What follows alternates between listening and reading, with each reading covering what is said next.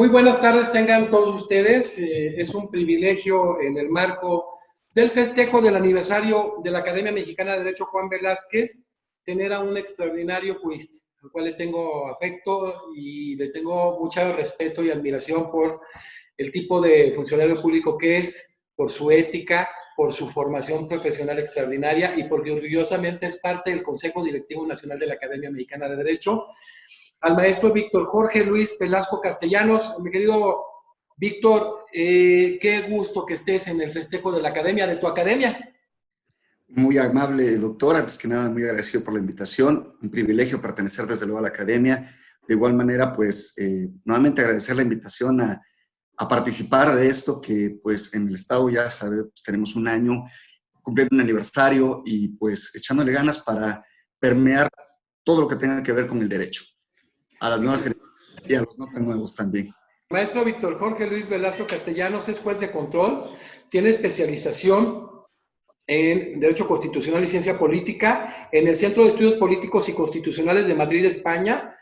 Está cursando lo que es la maestría en Ciencias Penales por la Universidad Autónoma Benito Juárez. Es un ponente certificado por la Secretaría del Consejo de Coordinación para la implementación del Sistema de Justicia Penal, el famoso CETEC. Capacitador dentro de cursos de habilitación para defensores públicos en coordinación para la Procuraduría, para la Defensa de la Mujer y el Indígena en Oaxaca, y la Secretaría del Consejo de Coordinación para la implementación del Sistema de Justicia Penal del CETEC.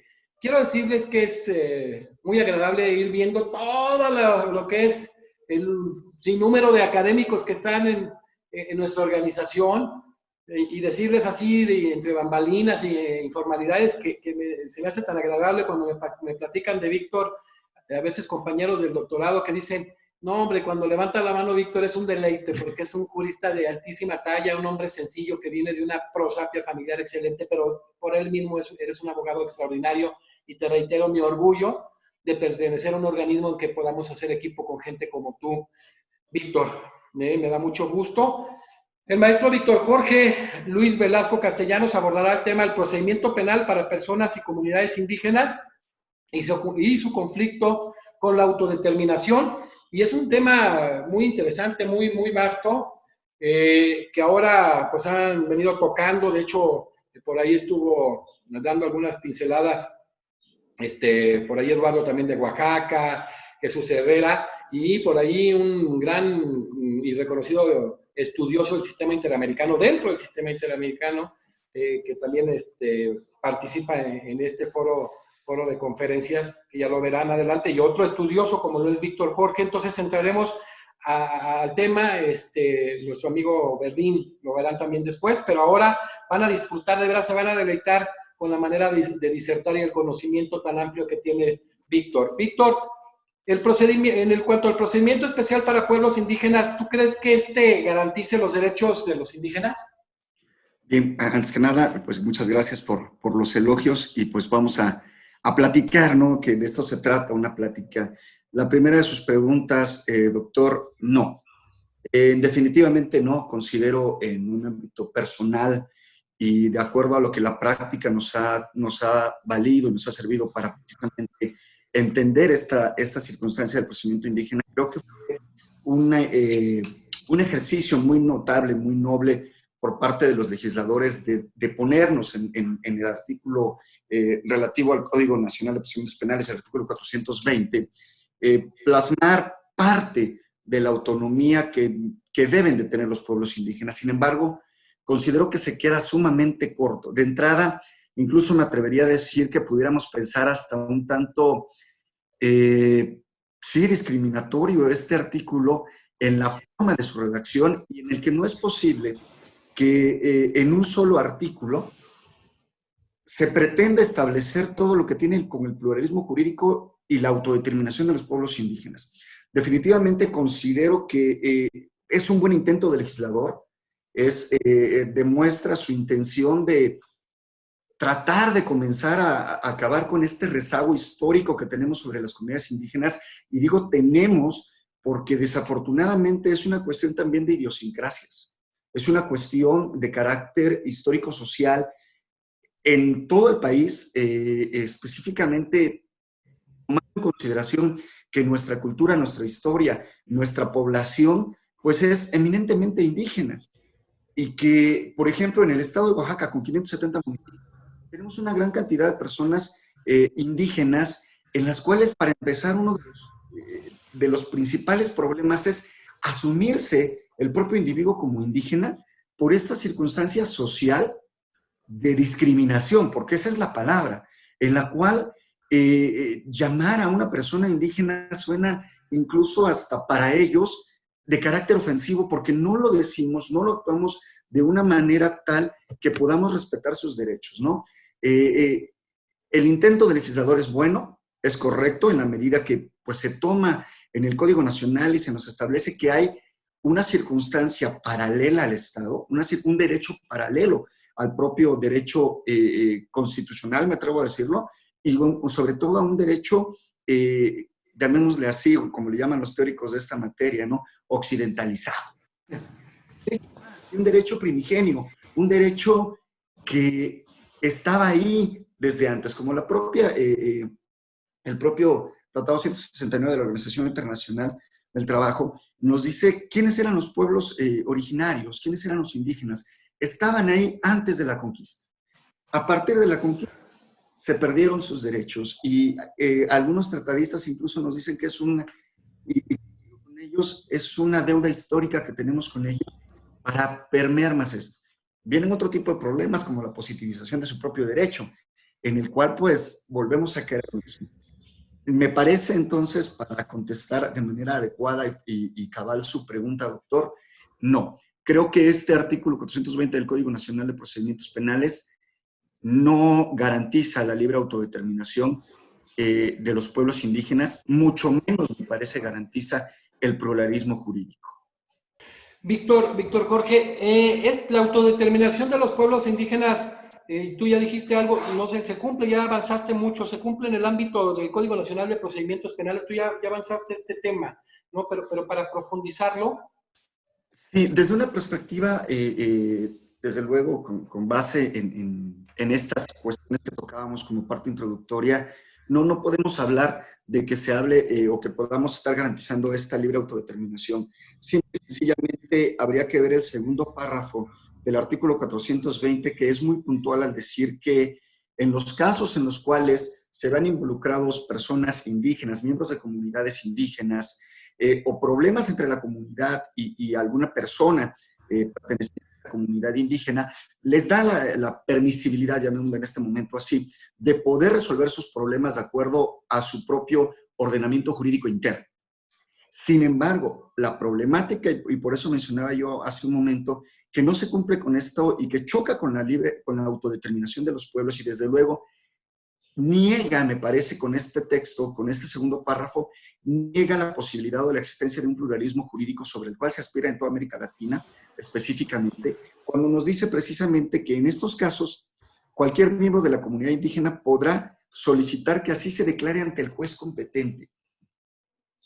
Por un lado, se establece en el primer párrafo la posibilidad de que exista esta autodeterminación de los pueblos indígenas, de que resuelvan sus conflictos y no únicamente en el ámbito interno de organización de la propia comunidad, sino también específicamente en relación a los conflictos que surjan entre precisamente individuos de la misma comunidad, individuos con la comunidad. Tenemos un caso que está incluso en la Corte Mexicana, muy conocido y conocido actualmente como el caso de los 40 chivos, muy sonado, que por ahí creo que tuvo la oportunidad de conocerlo muy bien, doctor, en el cual hay esta posibilidad de autocomposición de su sector social, lo que nosotros llamamos incluso derecho penal. Sin embargo, me parece que en el momento en que este artículo vuelve a decirnos, pero es que tiene que ser un juez el que te dé el visto bueno, entonces es una autodeterminación falaz y disfrazada. Precisamente platicando con unos alumnos de la universidad donde tengo la oportunidad de participar, les decía yo, es tanto como cuando un adolescente, el papá le dice, bueno, ya estás grande, ya tienes posibilidades de salir adelante, de crearte tus propias formas de vida, de salir y determinar a qué horas llegas y no, pero al mismo tiempo le dice el papá al adolescente, Sí, pero siempre y cuando me avises y yo esté de acuerdo. Entonces caemos en un absurdo, y perdón por el comentario tan coloquial que traigo el ejemplo, pero me parece que es lo mismo. Y volvemos a negar entonces, y volvemos a negarle a los pueblos indígenas su autodeterminación, una libertad plena que deberían de tener, y caemos otra vez en la deuda, en esta deuda social e histórica sobre los pueblos indígenas. Me parece que lo más correcto es poder llegar a determinar y a decir como un Estado democrático, constitucional y de derecho, como lo refiere a la Constitución en sus artículos primero y segundo, en el cual reconocemos que existe una pluralidad de individuos que forman parte de esta nación y que cada uno tiene su forma, en especial las comunidades indígenas, de resolver sus conflictos. Históricamente, los pueblos indígenas de facto siempre han mantenido esa autonomía, pero la han tenido que disfrazar. La han tenido que disfrazar porque en principio se sienten avergonzados, quizás. En segundo, las autoridades no se los reconocemos. Y en tercero, no tienen los instrumentos jurídicos en la gran mayoría del país para hacer valer sus propios derechos. Entonces, desde esta perspectiva, en cuanto a esta segunda pregunta, considero que efectivamente falta mucho. Debe optarse por alternativas diferentes para cumplir con esa libre autodeterminación, con esa verdadera autodeterminación que deben tener los pueblos indígenas, con esa verdadera autonomía que en el caso de la materia penal nos han demostrado, y lo digo por experiencia propia, nos han demostrado que sus procedimientos son más ágiles, más eficaces y no tan intrusivos, y que generan realmente algo que, por ejemplo, en la materia penal de nosotros no tenemos, y lo digo con todas sus palabras, no tenemos una verdadera reparación del daño. En nuestro sistema penal, me parece desde una perspectiva laboral, que he tenido oportunidad de ser juez ya durante varios años, casi nunca hay una reparación del daño. Y en algunos de los tipos de procedimientos a los cuales un servidor ha podido acceder de los pueblos y comunidades indígenas, esta reparación es lo primero. Va desde pedir disculpas a la persona, a la comunidad e incluso al mismo sujeto que cometió el acto delictivo. Esto me garantiza enormemente un cumplimiento más eficaz, reconocido por su propia sociedad, y que creo que no debemos tener injerencia tan directa o como lo marca el Código Nacional, de darles una palomita, un visto bueno a las determinaciones que ellos, por un bien común, han tomado la posibilidad de determinar un sentido u otro de este propio proceso. Fíjate, qué interesante. Hablabas tú precisamente de las sentencias de la Corte Interamericana. Acaba de ver una sentencia en febrero, digo, de la Corte Mexicana, una de las sentencias de la Corte Interamericana, el caso de La Cajona, y por primera vez, a través del artículo 26 de la Convención Americana sobre Derechos Humanos, de manera autónoma en relación al desarrollo progresivo de los derechos, se establece de manera autónoma el análisis en cuanto a los pueblos indígenas, precisamente del derecho a un medio ambiente sano, a la identidad, a la alimentación. O sea, la trascendencia que está teniendo ya en el sistema interamericano, que poco a poco empiece a generarse en ese estándar del sistema interamericano de derechos humanos en la Corte Mexicana y en la normatividad. Y ese déficit del que tú hablas muy atinadamente, que conoces desde la perspectiva del juez, pero sobre todo del estudioso que eres, mi querido Víctor, viene una pregunta muy, muy valiosa, sobre todo por tu cosmovisión, tu formación, todos estos elementos. Si hay estos conflictos, ¿cuáles son las alternativas de solución, Víctor? Por ejemplo, a nivel personal, algunas cuestiones que he podido valorar, hemos visto que, decía yo hace un momento, los pueblos y comunidades indígenas han realizado en la gran mayoría y siguen manteniendo estas circunstancias de, no quiero mencionar una falacia, una palabra que no debo ocupar, pero me parece indispensable hacerlo, han conservado sus usos y costumbres, valga la redundancia, aplicados a este pluralismo jurídico, a este derecho indígena como tal, y lo han hecho de manera de facto, ¿no? Por poner un ejemplo que va un poquito fuera del derecho penal, por poner un ejemplo en cuanto a en su momento, a la elección de sus propias autoridades, sabíamos perfectamente bien que hace varios años tenían que disfrazar a través de determinado partido político, el que fuera, a sus autoridades que ellos previamente ya habían elegido. En este sentido, y no es por hablar bien de mi entidad federativa, pero la Constitución de Oaxaca les garantizó, mucho antes que la Constitución de los Estados Unidos mexicanos, les garantizaba esta libre autodeterminación en cuestiones de carácter electoral, en donde podían escoger la forma en cómo actuaban o escogían a sus autoridades y eran plenamente reconocidas. A la fecha, un gran número de municipios en esta entidad, sus autoridades son escogidas de esta manera, a través del encargo, a través de la costumbre, a través de cumplir con ciertas cuestiones. Tenemos por ahí otro caso precisamente también muy sonado, de una diputada federal que en su momento planteó una problemática ante la propia Corte relativo precisamente al no poder acceder, y se hablaba de aspectos de discriminación. Solamente tocó el tema únicamente como uno de los antecedentes que han generado esta circunstancia, ya que el tema es sumamente vasto. Y evidentemente hay un conflicto. Hay un conflicto entre el derecho positivizado de México, el derecho positivo, nuestro derecho germánico romano, y el reconocimiento de ese derecho que sí existe, que es el derecho indígena. Pero yo siento que más que un conflicto entre la norma jurídica, porque si regresamos al artículo 1 y 2 de la Constitución, está reconocido.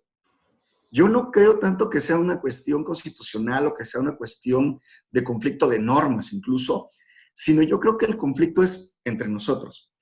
Entre nosotros como sociedad en principio y entre nosotros como juristas. Yo creo que a todos, en lo general, o a la gran mayoría de nosotros, cuando se nos habla o se nos enseña del derecho positivo, de la fuente de las normas, de todo esto que vemos en los primeros años de la carrera, se nos enseña que todo está por escrito, que la ley es prácticamente inmutable. Estamos viviendo un cambio tremendo a nivel jurídico en nuestro sistema y ordenamiento jurídico. Vemos que las leyes tienen que cambiar, generacionalmente al menos deben de cambiar, pero se nos enseñó todo lo contrario, ¿no? La inmutabilidad de la ley y todo por un proceso legislativo. Y luego se nos enseñó que en algunos puntos, y nos pudiera chocar, por ejemplo, las circunstancias de algunas sanciones que pudieran tener algunos pueblos indígenas a nivel internacional. Sabemos de las experiencias a nivel interno también, algunos de ellos como los desplazamientos. Vale traer otra vez a colación algunas cuestiones de mi entidad. El desplazamiento de algunas personas de comunidades triquis, por ejemplo, por conflictos entre las propias comunidades, que nos parecen un poquito o son, mejor dicho, en determinado momento, son definitivamente contrarios a lo que establece nuestra Constitución. Otro ejemplo sería, en algunos casos, el uso o el empleo de la violencia física dentro de las sanciones. Esto es muy común.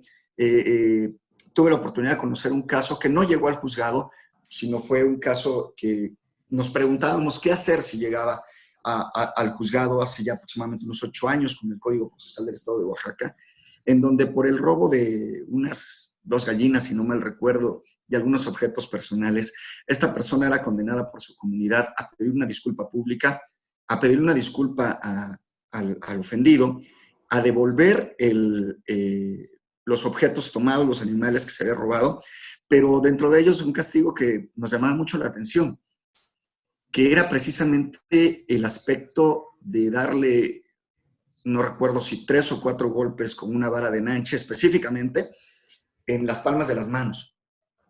Y decíamos, bueno, esto definitivamente choca con los criterios constitucionales, pero dentro de estas circunstancias, para vencer estas circunstancias de choque entre ambos derechos, creo que debemos atender a precisamente algo que hemos olvidado en este mundo occidentalizado, que es precisamente atender a esta cosmovisión diferente que tienen los pueblos indígenas. Una cosmovisión que a veces esta que nosotros podemos ver un castigo corporal, puede tener una repercusión únicamente de limpieza, de pureza, de purificación para ellos dentro de su comunidad, y que debería en determinado momento ser respetado.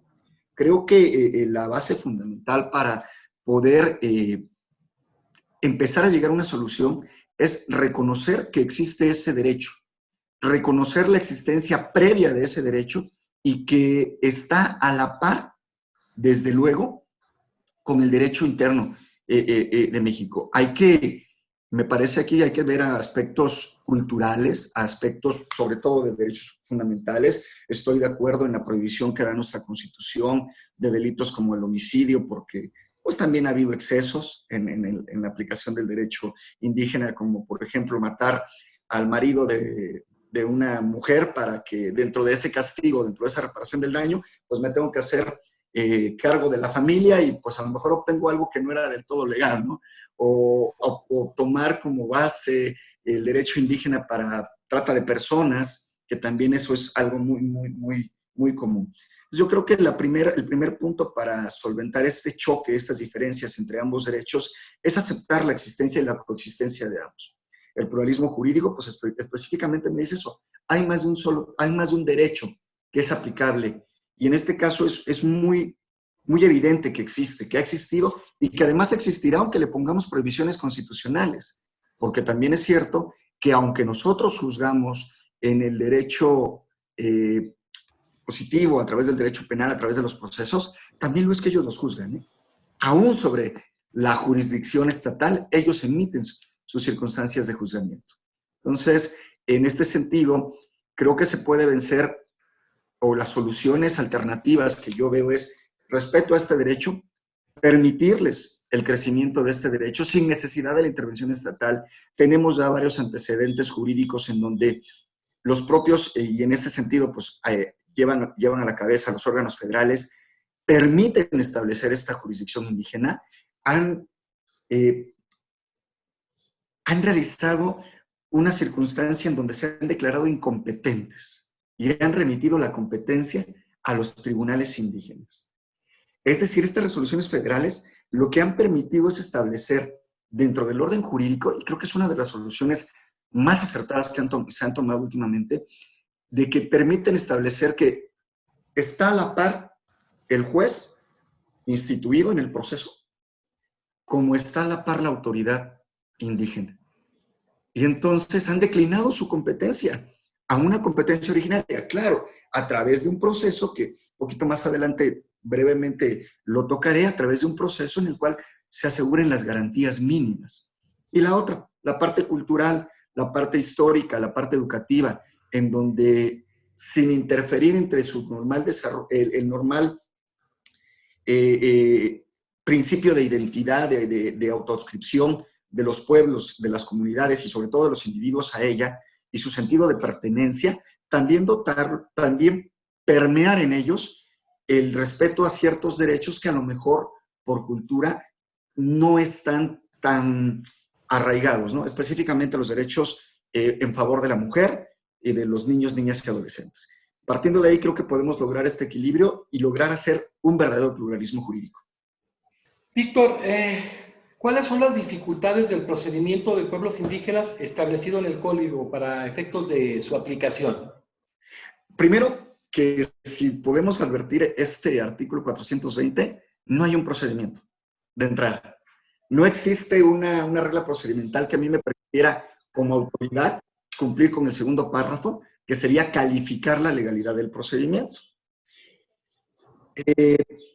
La experiencia jurídica y en especial la determinación que ha tomado el Tribunal Unitario en esta ciudad, en ya varias resoluciones que ha tomado y que desde luego lo ha permeado a través de pues, el derecho comparado, específicamente, pues como se debe saber, doctor, nos llevan una gran ventaja Bolivia, Colombia, Ecuador, Sí. Pues tienen el procedimiento del juez es únicamente de investigación, a verificar primero los sentidos de pertenencia del individuo que se reconoce indígena, que efectivamente la comunidad pueda en determinado momento establecer que forma parte de su comunidad, reconocerlo como indígena también, verificar la existencia también de un proceso previo dentro de la comunidad, que haya antecedentes de esta circunstancia, verificar el cumplimiento de los derechos fundamentales en la aplicación de este tipo de derechos, y finalmente los dictámenes antropológicos jurídicos que me pueden ayudar a determinar si es factible tanto para la comunidad como para el individuo la aplicación de este tipo de procedimientos indígenas. Y esto es algo trascendental, porque en el momento en que se le devuelve la jurisdicción de un individuo a la comunidad indígena, no se está realizando únicamente para el juzgamiento de un individuo como tal. Se está juzgando a ese individuo como parte integral de una comunidad y la resolución no afecta al individuo. La resolución va a afectar, o en este caso va a beneficiar, desde luego a la comunidad indígena, volviéndola a dotar de esta identidad étnica que se ve rota a través de una conducta antisocial, precisamente en este caso, de una persona que ha cometido un evento delictivo. Pero tenemos una serie de problemas también con esto, que los planteo sobre la mesa antes de continuar, que son, por ejemplo, ¿qué sucede con los individuos que no son miembros de la comunidad y es la persona ofendida? Cuando ésta se encuentra en el lugar territorial o en el ámbito territorial de la comunidad indígena, o qué ocurre cuando es un individuo de una comunidad indígena que comete un acto delictivo, específicamente hablando del derecho penal, en donde el ofendido o la víctima es un miembro de una comunidad indígena, pero de manera diferente. Usted, doctor, y sabemos, por ejemplo, que hay comunidades indígenas, por lo menos en el estado de Oaxaca, creo que en varios países, en varios estados del país, que los divide una calle, pero una calle es el conflicto eterno entre esas comunidades. ¿Cómo resolverlo? ¿Qué posibilidades tiene el Estado de intervenir? Y es que aquí también vemos una cuestión, bueno, valga, la academia es para ello, ¿no? Vemos una cuestión de un doble discurso en el aspecto jurídico-político, ¿no? Porque por un lado digo, pues medio tienes el derecho de la autodeterminación cuando se trata de individuos, pero cuando entran en conflicto las comunidades, ahí sí digo, no, es que es problema de ellos, yo no me meto y que lo solucionen. Entonces es algo complejo, entendible desde el punto de vista, porque además, incluso hay resoluciones internacionales que nos obligan a decir, no me meto, resuelvan ustedes en la medida de lo posible, pero tenemos que llegar a compaginar un equilibrio entre las necesidades de las comunidades indígenas. Y fíjese, doctor, y pues a los que nos escuchan o nos escucharán en su momento, esto es tan generacional, tan histórico, que no nada más es la problemática del procedimiento para indígenas en los términos que venimos platicando. La aplicación de ese artículo, por decir algo, en mi entidad federativa, y a pesar de lo que estoy hablando y a pesar de que a mí me encantaría el pluralismo jurídico en toda su expresión, no lo puedo aplicar. Y no lo puedo aplicar por muchas razones. Primera de ellas, vuelvo a tocar ese punto, la idiosincrasia de la persona indígena para no sentirse atacada, menospreciada, denigrada incluso. Cuando en audiencia le preguntamos, en las audiencias de control, en las audiencias preliminares, ¿es usted indígena? Híjole, de inmediato ve uno el cambio en la expresión, en el lenguaje corporal de la persona. Lo ven a uno sin saber realmente qué responder, se ve miedo, se ve, a veces hasta pareciera que los estamos ofendiendo y la respuesta es no. Por miedo a que tratándose de un indígena se le vaya a tratar de una manera más cruel o de una manera que no garantice sus derechos. En lo personal, a varios compañeros, yo les digo, bueno, es que cuando le hagamos esa pregunta, expliquémosle en términos de no más precisos y claros por qué. La pregunta que le estoy haciendo es, porque si usted es indígena, usted tiene más derechos, ¿eh? Usted tiene derecho a esto. Y las cosas comienzan a cambiar. Tenemos otro problema, el problema del lenguaje, el problema de la lengua.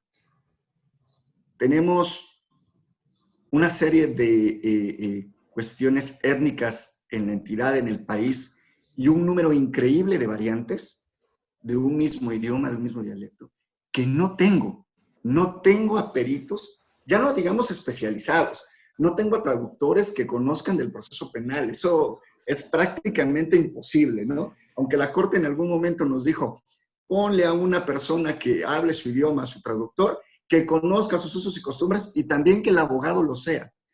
Entonces la aplicación en este sentido iba más allá de lo que humana, técnica y racionalmente y jurídicamente podíamos hacer.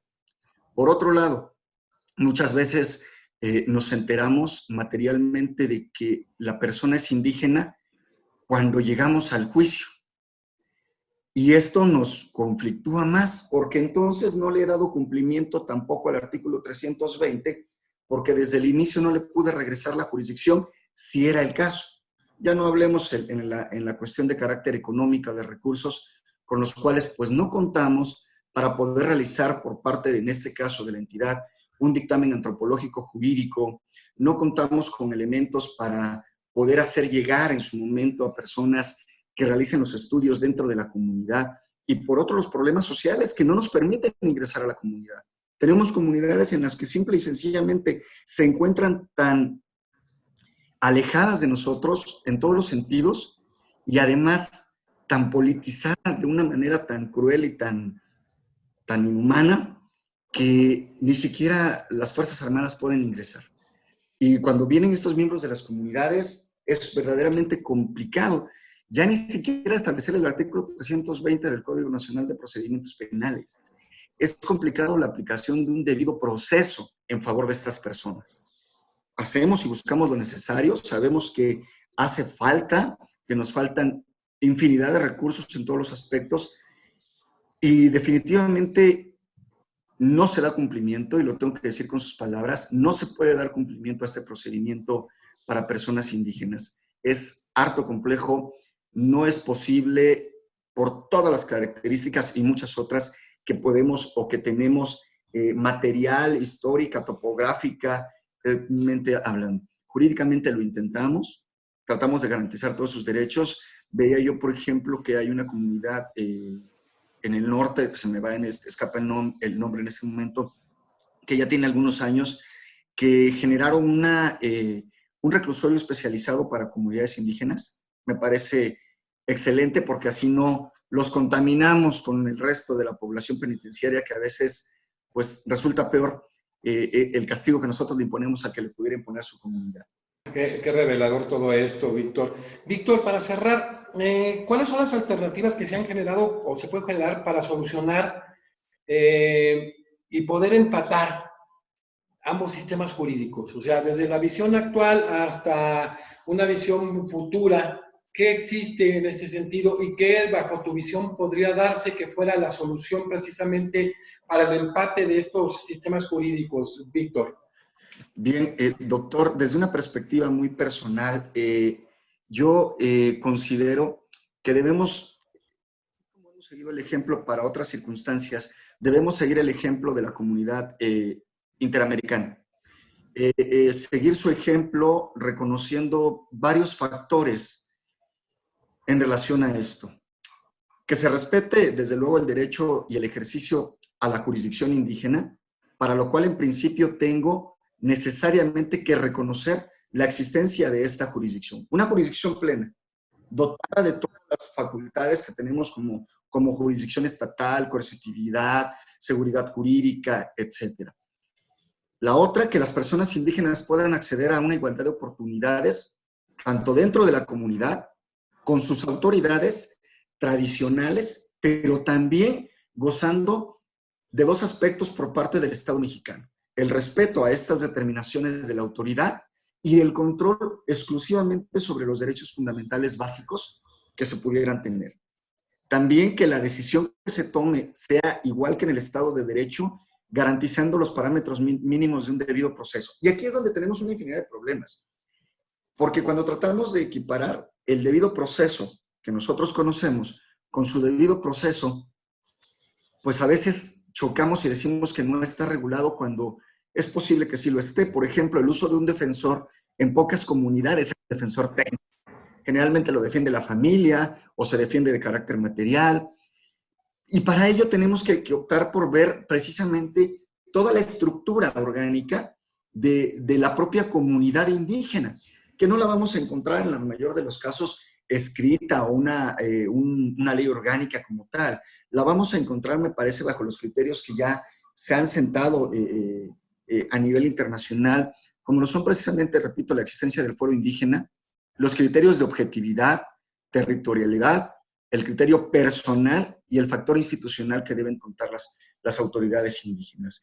En esta situación, desde luego, el criterio institucional orgánico pues se refiere a que deben tener las determinaciones que tenga la comunidad un cierto poder coercitivo, pero un poder coercitivo, como lo comentábamos hace un momento, que tenga como resultado y como finalidad no nada más la cuestión del individuo o de los individuos que están en el conflicto, sino también una repercusión favorable dentro de la propia sociedad o dentro de la propia comunidad.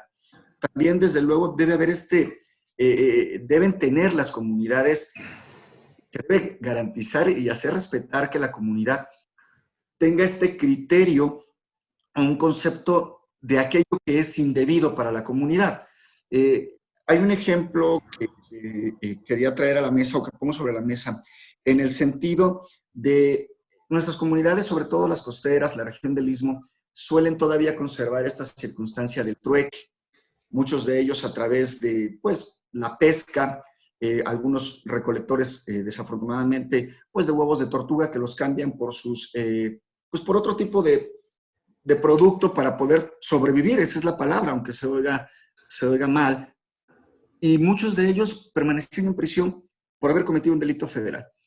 En una de las últimas determinaciones del Tribunal Colegiado, incluso en una trata de persona, no fue trata, perdón, en donde se habla del transporte de personas ilegales dentro del país por parte de un miembro de la comunidad, ellos reconocen esta parte fundamental del concepto genérico de nocividad social. Dicen, efectivamente, tú lo que hiciste es incorrecto porque hay una ley que dice que no debes transportar a estas personas, pero sin embargo consideramos que es tu actividad, tú te dedicas al transporte de personas.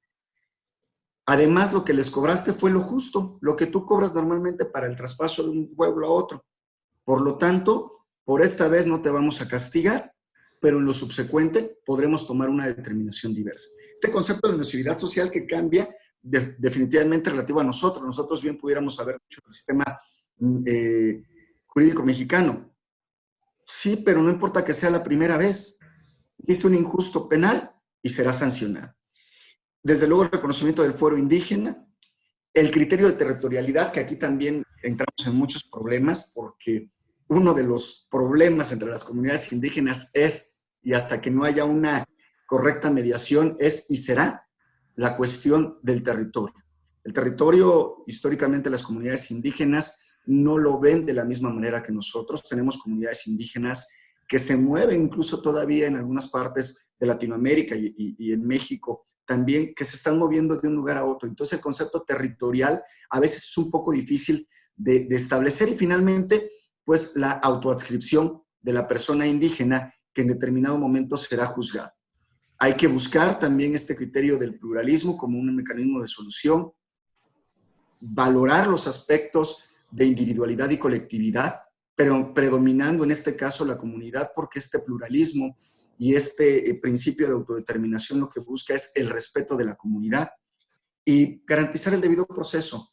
Y aquí nuevamente exalto a mi entidad federativa, como verá, doctor, soy muy... Claro, es cierto.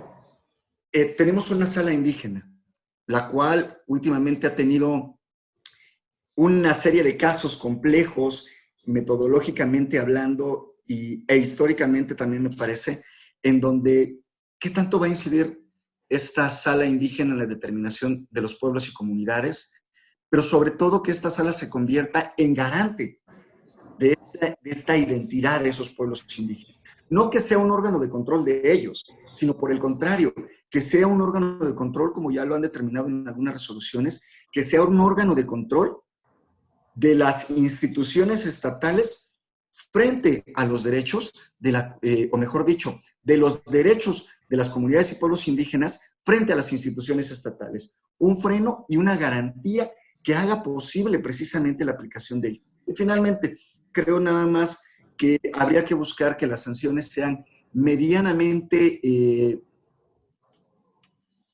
apegadas a lo que nuestra Constitución nos permite y sobre todo buscando que no se den este tipo de prohibiciones. Sin embargo, también respetando esta identidad colectiva y volviendo a ver este principio o esta cosmovisión del por qué ellos imponen ciertas sanciones, cierto tipo de sanciones a los individuos. Y finalmente la otra, que yo creo que es un aspecto de solución, es esta que estamos realizando el día de hoy.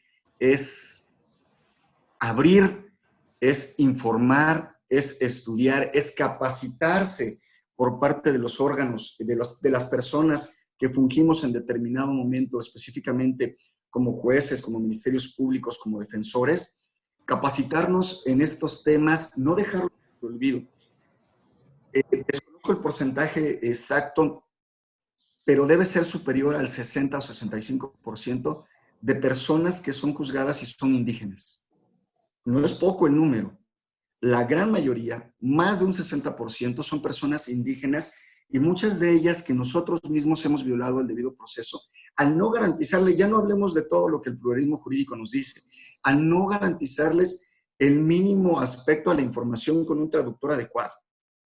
Y hablo del proceso acusatorio y hablo del proceso anterior, en donde, bueno, evidentemente era más violatorio de las garantías, con declaraciones que ellos habían dicho cuando nunca hablaban español, por ejemplo, ¿no? O la posibilidad o la imposibilidad de permitirles comunicarse con personas de su comunidad, etcétera. Entonces, creo que estas pueden ser algunos de los elementos que forman parte de una posible solución. Desde luego, la otra solución, sin llegar a tener un derecho indígena completamente positivizado, porque sería imposible, dadas las condiciones no nada más del lenguaje, sino esta pluriculturalidad que hay en nuestro país, sería muy complicado estar estableciendo un ordenamiento para cada una de ellas, pero sí establecer reglas más claras de actuación de las autoridades institucionalmente conferidas sobre el respeto que debemos de tener sobre las autoridades de carácter indígena. Creo que estas serían circunstancias que podrían beneficiar a las comunidades indígenas, siempre velando por este principio de autodeterminación, de autonomía, pero sobre todo de identidad. Creo que es básico tener en cuenta en cualquier determinación en la cual, y así nos los pide tanto los tratados internacionales como nuestra propia Constitución, garantizar la identidad de esas comunidades. Sin identidad, esa comunidad se pierde. Si se pierde esa comunidad, se pierde históricamente el patrimonio cultural de México. No nada más es la determinación o la sanción a un individuo indígena, es la sanción al reconocimiento y al espíritu, me parece, de lo que somos como mexicanos, como país, y de todas las bondades que nos pueden dotar, y podemos aprender muchísimo del derecho indígena. Me parece que, como bien lo decía acertadamente hace un momento, doctor, usted hacía esa pretensión, esa manifestación. La comunidad interamericana está avanzando respecto a ello. No podemos quedarnos atrás. Tenemos que seguir, tenemos que crear instituciones como las indígenas, tenemos que buscar formas de mejorarlo. Pudiera ser en determinado momento crear juzgadores o órganos jurisdiccionales, a lo mejor no de juzgamiento, sino, lo planteo por ahí en un pequeño trabajo que tengo, sino de auxilio nada más a las comunidades indígenas. Cuando a nosotros nos toca como institución colaborar con estas comunidades indígenas, por ejemplo, anualmente para hablar con los alcaldes, les damos una breve plática de cómo deben mantener el respeto de los derechos. Es increíble también la disposición que ellos tienen de aprender. Hay que apoyarnos de todo ello para garantizarles este pluralismo jurídico, para garantizarles instituciones más acordes a sus propias necesidades, a sus propios principios étnicos, a sus necesidades históricas. Primero, Víctor, pues antes de felicitarte, fíjate que este ha sido un serial de conferencias que se va a extender materialmente a 100, 50 nacionales, 50 internacionales. Y ha habido muchas manifestaciones. Por ejemplo, Arturo Común, que es uno de los grandes procesalistas uruguayos, tiene un trabajo desde hace 3, 4, 5 años en relación a la ética del contrato y dijo, vamos a hacerlo a través de la academia. Esa investigación que tú tienes como miembro de la academia, como estudioso, hay que aterrizarla, hay que hacer un foro que tú dirijas en la academia con expertos de Bolivia, de Paraguay, yo me comprometo, de Bolivia, de Paraguay y de Colombia, para generar sobre todo gente que esté inmersa en las cortes constitucionales, en el caso paraguayo en la sala constitucional, y generar un análisis, pero sobre todo que tú lleves como si fuese una iniciativa. O sea, hay que platicar, a generar lo que hemos hecho en dialéctica de estudio, del estudio que hemos generado con tanto expertise en la academia, pues para aterrizar y apoyar en políticas públicas que tanto nos necesitan. Tú dijiste algo atinadísimo. Es increíble el avance dentro de la jurisdicción constitucional local en el tema de la justicia indígena que ha tenido Oaxaca. indiscutible. Pero esa experiencia hay que llevarla a Nayarit, hay que llevarla a varias partes. Y en este foro se ha dado algo increíble que me da mucha emoción en el tema de justicia indígena. Uno de los grandes penalistas, de los que dos que ha generado gran corriente, que es en el sistema penal adversarial, son, por un lado, muy buen amigo Alberto Binder, que participó ya en la academia, y que él señaló que había para él tres tipos de justicia: la federal, la estadual y la indígena, que es una manifestación que está permeada en América Latina, porque es un hombre, solo en mancuerna y vivir con Julio B.J. Tamayer, que es presidente honorario vitalicio del Tribunal Superior, son los dos que han generado grandes corrientes en América Latina. Participa Maximino Muñoz, que es el primer ombudsman indígena en la historia, el único en América Latina, que es miembro del capítulo Nayarit, participa en este serial de conferencias. Participó Jesús Herrera desde el tema de las defensorías. Eduardo Ezequiel, participa precisamente el presidente de la sala indígena, magistrado Luis Enrique Cordero Aguilar, y participa Jaime Verdín, que ha estado muy de cerca en el interior de la investigación en la Corte Interamericana de Derechos Humanos, y que trata este caso muy específico contra el Estado argentino que se falló específicamente en febrero, y que es muy importante porque por primera vez, desde una manera autónoma, con base al 26, se hasta analiza a profundidad ese tema que tú hablas en relación a la identidad de los pueblos indígenas. O sea, es algo muy importante desde el tema del artículo 3 de la Convención Americana de Derechos Humanos, desde la personalidad de los indígenas, pero también de las comunidades indígenas. Entonces, sí, por supuesto, es que ese es un binomio que no puede ser roto. Como individuo, indígena, pero como miembro de una comunidad. Bueno, y si queremos todavía ponernos un poquito más quisquilloso, tenemos un problema triple todavía o doble, no sé qué nombre ponerle o qué número ponerle, los adolescentes indígenas, sujetos al derecho penal. Bueno, ese es un tema también para tratar tremendamente, ¿no? Porque ahí sí chocan dos aspectos de dos grupos en condiciones de vulnerabilidad, y pareciera que no, pero sí hay un grupo que es vulnerado y vuelve a ser vulnerable por su propia condición de vulnerabilidad, como son los adolescentes. El adolescente, por cualquier evento delictivo, así sea el imputado, siempre será víctima. Si ahora le agregamos que es indígena, estamos en un doble problema ético, jurídico e incluso moral. Exacto. Entonces, vamos a hacer ese ejercicio, si te parece, Víctor, generar una mesa donde estemos tú, tu servidor. Podemos hablar de un gran jurista que fue secretario de la Corte, que es Hernán Lano, de Alan Vargas, que es un constitucionalista extraordinario en el caso concreto de Bolivia, y ver yo si puede participar el presidente de la Sala Constitucional de Paraguay, y Víctor Verdín, nuestro amigo Jaime Verdín, que ha hecho un muy buen trabajo de investigación desde el interior de la Corte Interamericana, y que este caso contra el Estado argentino pues lo tiene profundizado, y que de hecho también hace una conferencia en específico de esta sentencia, en lo que Juana. Entonces, queremos agradecerte, pero sobre todo también agradecernos como academia de tener ponentes y juristas como tú, maestro Víctor Jorge Luis Velasco Castellanos. Es un gusto, es un deleite empezar a ver cómo nuestros juristas del interior de la academia, que nos hemos unido en ese debate, en esa pluralidad de ideas, en ese pluralismo para buscar consolidar el Estado democrático, no en México, sino en América Latina, estamos alternando con también juristas internacionales de la más alta talla en todas las áreas de expertise del derecho procesal. Eso es maravilloso. Te quiero también felicitar a título personal, felicitar porque fue una excelente disertación. Valió muchísimo la pena, vale mucho la pena en la biblioteca virtual que está formando la Academia Mexicana de Derecho, y que es una de muchas actividades que vas a desarrollar, Víctor, como miembro del Consejo Directivo Nacional de la Academia.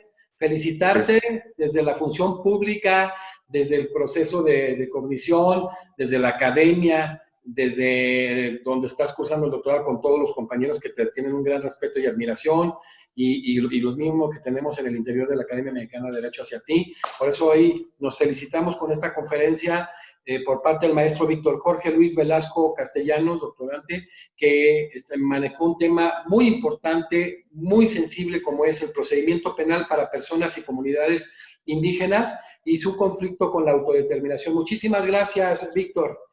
Gracias, doctor, por la invitación, y estamos perfectamente claros y con mucho gusto seguiremos participando y es un privilegio y un honor pertenecer a esta academia.